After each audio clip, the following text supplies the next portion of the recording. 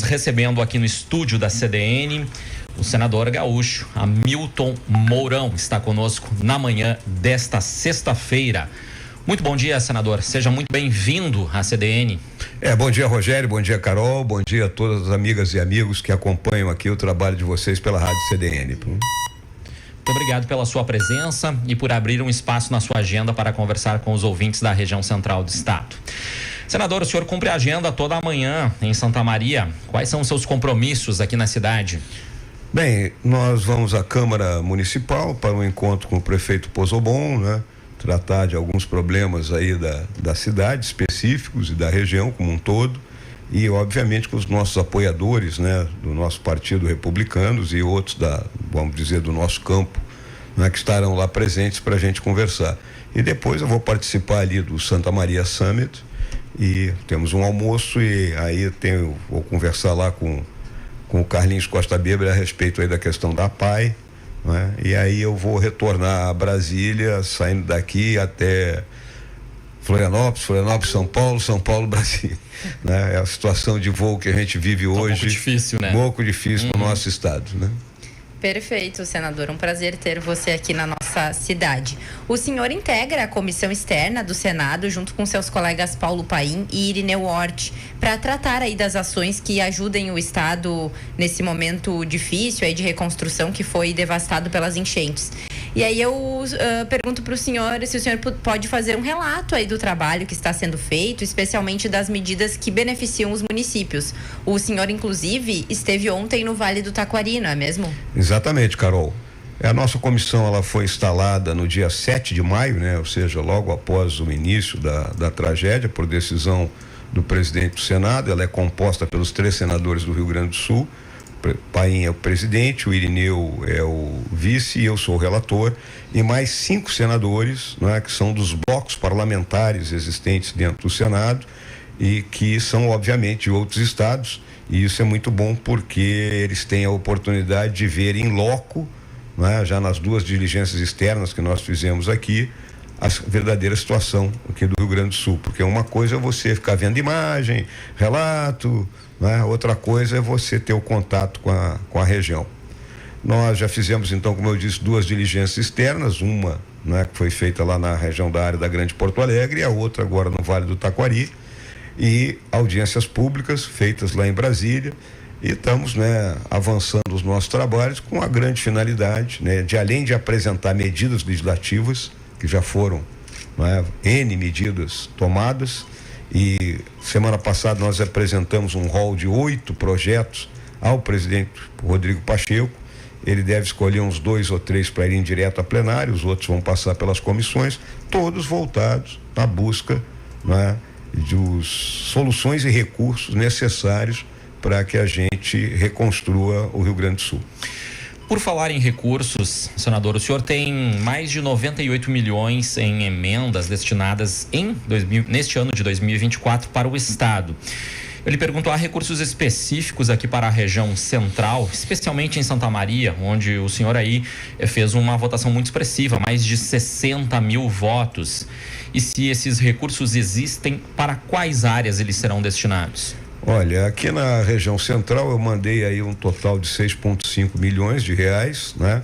Destinados aí à compra de maquinária, investimento e custeio da saúde, né? Assistência social, pavimentação urbana, recursos direto para a prefeitura, que são as chamadas transferências especiais, né? E aí, para Santa Maria especificamente, são 3 milhões, né? 750 mil que são das minhas emendas individuais e o resto é em parceria com os outros parlamentares, que a gente sempre faz um pool, né, de parlamentares, de modo que a gente consiga atender, né, aquilo que são as necessidades de cada região, né? A gente sempre lembra que o Rio Grande do Sul é um estado com quase 500 municípios, né?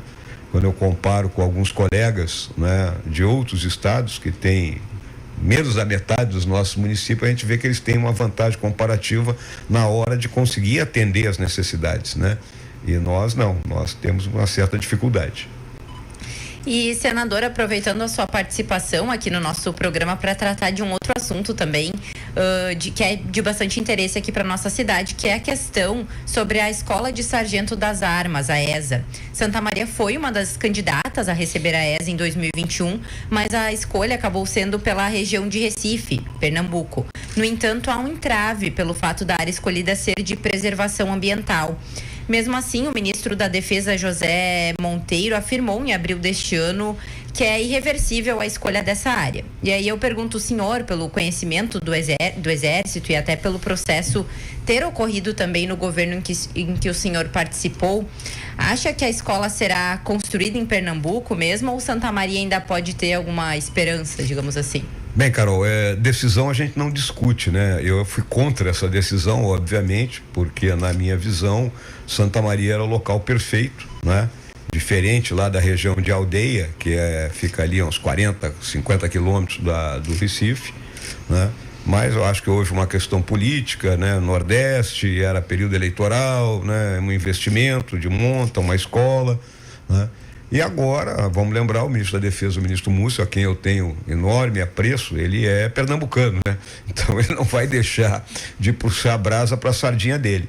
Mas se os entraves, né, ambientais lá na região de Aldeia, que é uma área de instrução do Exército, né, forem de tal monta que, né, dificultem efetivamente a construção da escola, eu não tenho dúvida que Santa Maria voltará a figurar, né? Nós temos a área aqui na região ali do Boi Morto, né? Existe área sobrando e com todas as facilidades que a cidade coloca, né? Sem número de unidades militares, de diferentes armas e serviços, o que facilita a formação dos sargentos, né? A proximidade de campos de instrução grandes, como é o de Saican, que fica ali em Rosário, né? E fora os atrativos da cidade, ser uma cidade universitária, o curso da Escola de Sargento das Armas é um curso de formação de tecnólogo, né? Também tem que levar isso em consideração. Aí você tem as facilidades para as famílias dos instrutores, colégio militar. Então, Santa Maria realmente ela tem um enorme atrativo e caso, né, continue os problemas ambientais, eu acho que nós temos chance de, né, levar esse prêmio.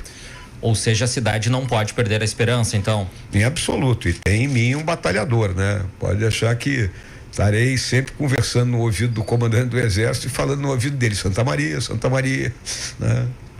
Então é um papel que a gente tem que fazer. Eu vou emendar uma outra pergunta aqui. Falamos da infraestrutura, da possibilidade, então, de Santa Maria ainda estar nessa disputa. Antes da entrevista, o senhor falava aqui nos bastidores, em off, como a gente costuma dizer, qual será o seu trajeto para voltar para Brasília em função das dificuldades do aeroporto Salgado Filho. O senhor é natural de Porto Alegre. Isso é uma situação que está afetando economicamente o estado.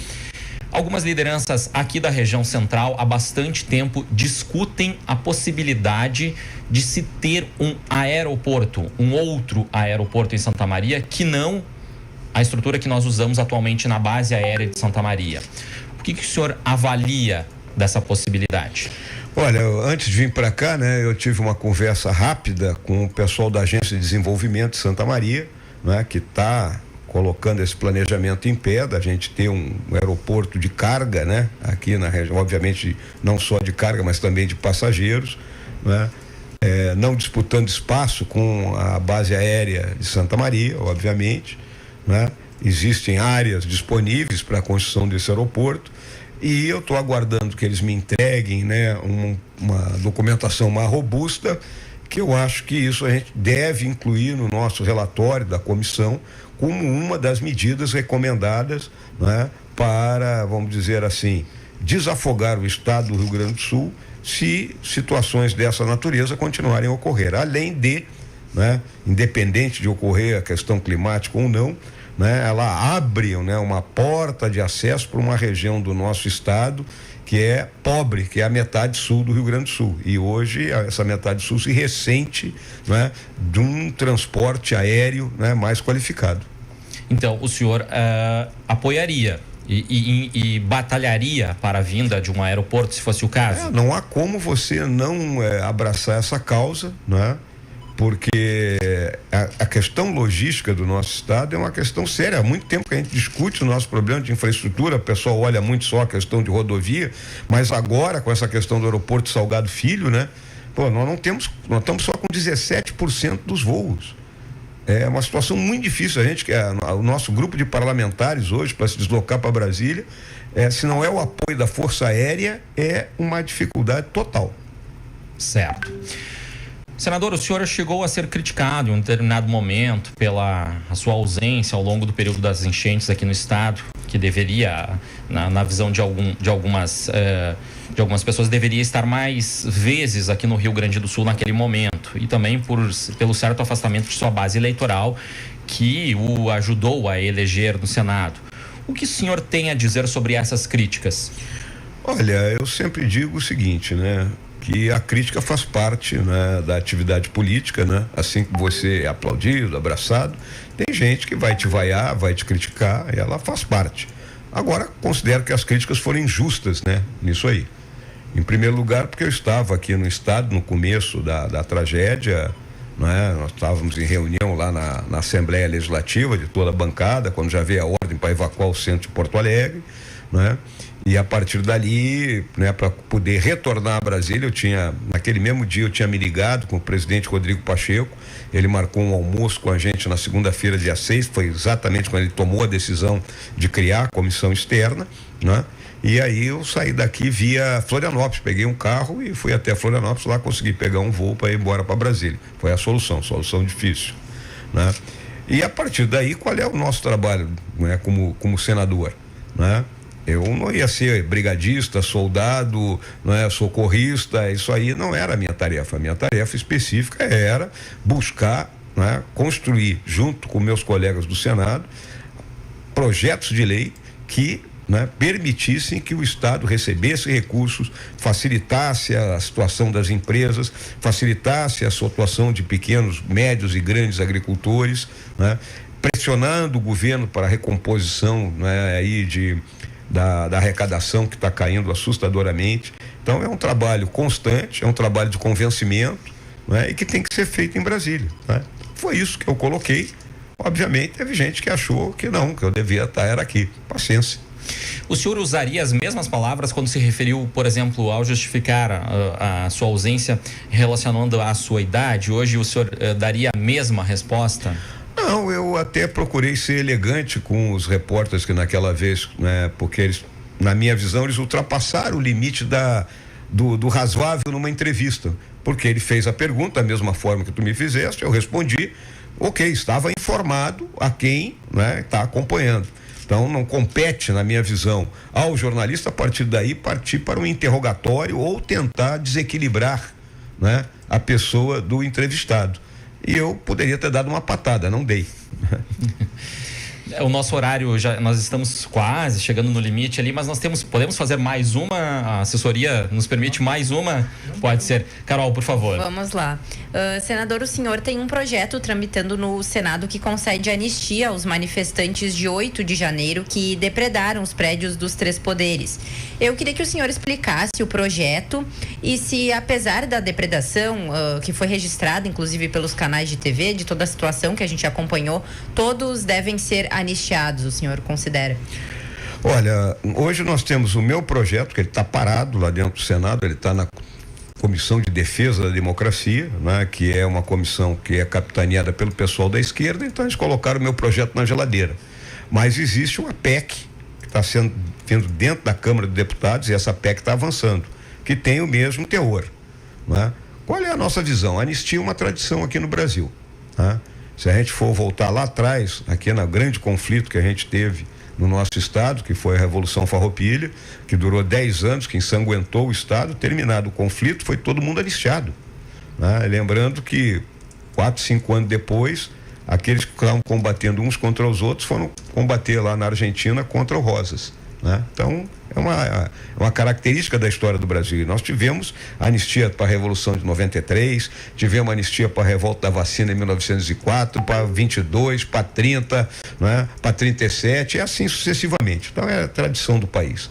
Eu acho que as penas que estão sendo impostas às pessoas que participaram daquela lamentável baderna estão muito acima do razoável, né? Porque quando você coloca uma senhorinha, né, de mais de 60 anos, condena a 17 anos de cadeia, dizendo que ela era uma perigosa terrorista, que estava tentando dar um golpe de Estado, para mim é uma distorção total do que vem a ser a efetiva tentativa de golpe de Estado.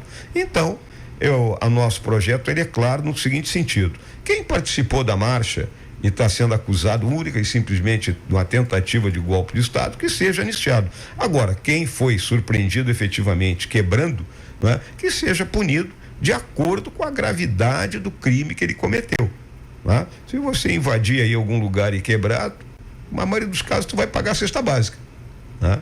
Tá bom, patrimônio público, tal coisa, então faça a condenação de acordo com a gravidade do crime cometido e não da forma como está sendo feito, e isso é lamentável. Tá certo. Vamos reforçar a sua agenda. O senhor vai participar inclusive do Santa Summit. Estarei lá no Santa Summit. Qual que é o assunto abordado? Eu vou conversar com os nossos empresários e outras pessoas que lá estiverem, né, sobre o momento que nós estamos vivendo, né, no mundo como um todo, essa era de conflitos novos. Nós temos hoje conflito de Estado contra Estado, nós temos conflito de Estado contra a organização terrorista, né, nós temos dois eixos, né, aparecendo no mundo de hoje, e os reflexos disso aqui no nosso país, da polarização política que nós estamos vivendo, a situação econômica do país que não está boa, né? É os assuntos que eu vou abordar lá com quem tiver a veleidade de comparecer.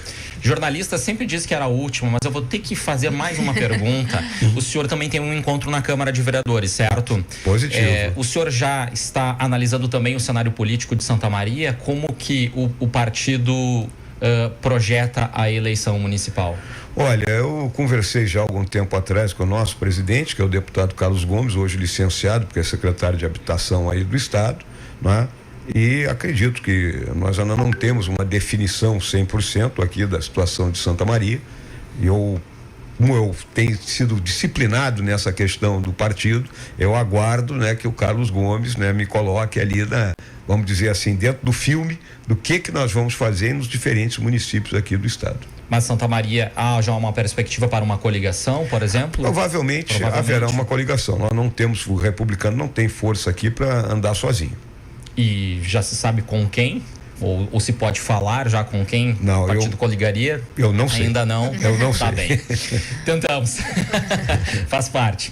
Senador, nós queremos agradecer a sua participação aqui no Bom Dia Cidade na CDN e dizer que estamos sempre à disposição quando o senhor estiver em Santa Maria, vier a Santa Maria, por favor, volte outras vezes à CDN. Não, muita satisfação ter tido essa conversa aqui, a oportunidade de expor, né, os mais diversos assuntos. Agradeço aí a vocês, e lá em Brasília nós estamos à disposição. A gente pode conversar quando vocês precisarem, a gente pode conversar, né, via aí YouTube sem problema nenhum.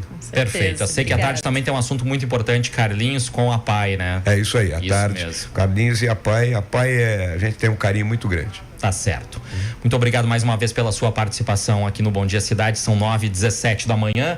17 graus ainda é a temperatura. Nós vamos a um intervalo e voltamos em